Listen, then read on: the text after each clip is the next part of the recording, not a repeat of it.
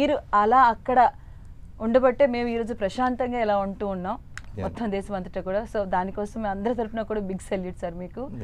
And ఎలా ఉన్నారు sir? I'm very good ma'am, how you? So I'm very happy. నవ్వు చూస్తే అర్థమవుతుంది భారతదేశ ప్రజలందరూ కూడా ఇలా ఉన్నారు ప్రస్తుతానికైతే.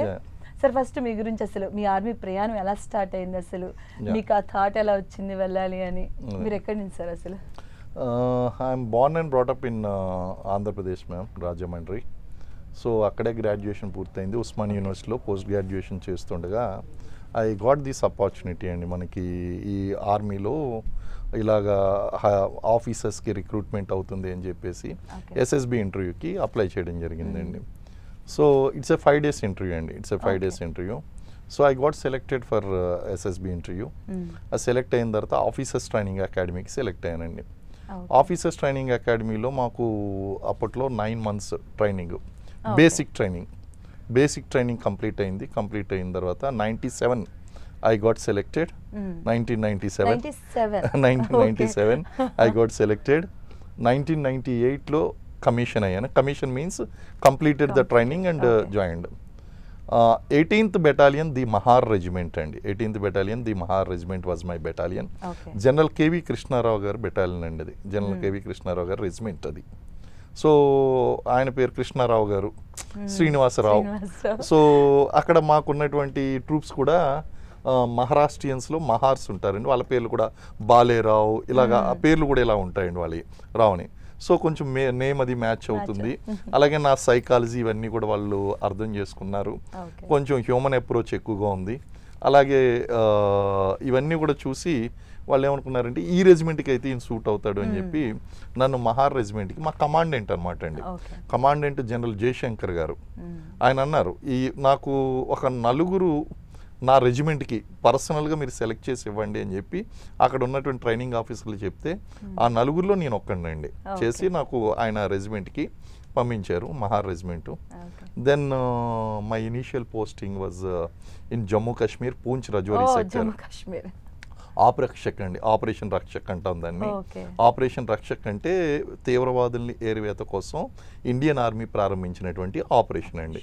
సో వెళ్ళడమే డైరెక్ట్గా జమ్మూ కాశ్మీర్లో ఉన్నటువంటి ఆ మిలిటెంట్ ఏరియాలో పూంచ్ రజౌరీ సెక్టార్లో నా పోస్టింగ్ అనమాట అండి అక్కడ. Then I completed that. ఆ కంప్లీట్ చేసిన తర్వాత then I move to West Bengal అండి. ఆపరేషనల్ ఏరియా వచ్చి Sikkim Nathu La place, China border.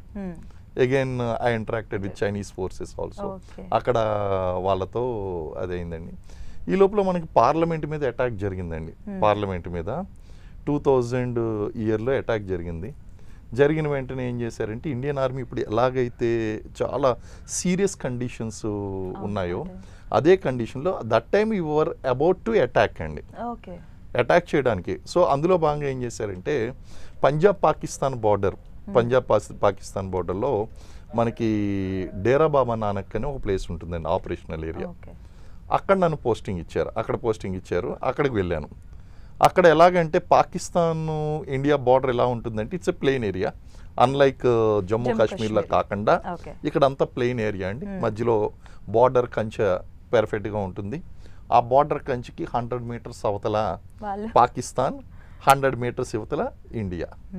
So కనిపిస్తూ ఉండేవారు. గట్టిగా కేక వేస్తే వాళ్ళకు కూడా వినిపించేది, వాళ్ళ కేకేస్తే మాకు వినిపించేది.